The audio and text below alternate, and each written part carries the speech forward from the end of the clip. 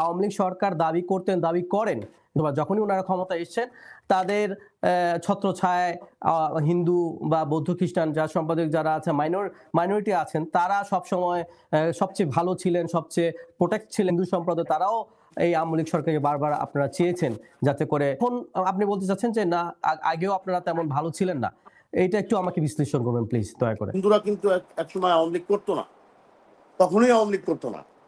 এখন এটা একটা বড় ব্যাখ্যা আছে, এটা একটা রাজনৈতিক ব্যাখ্যা, ঐতিহাসিক ব্যাখ্যা।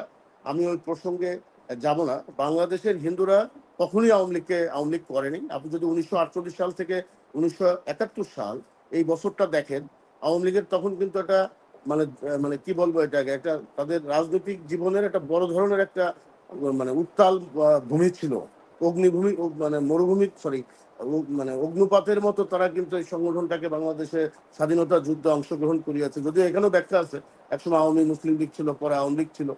কিন্তু দেখেন এই 20-22 বছরে একজন হিন্দু নেতার নাম কিন্তু আপনি বলতে পারবেন না যে আওয়ামী লীগ করেছে।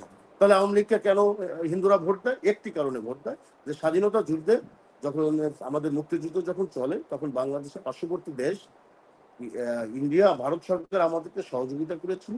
সে একটি জায়গার কারণে 1973 সালে বাংলাদেশের হিন্দু, বৌদ্ধ, মুসলমান, খ্রিস্টান সবাই একযোগে আওয়ামী লীগকে ভোট দিয়েছে।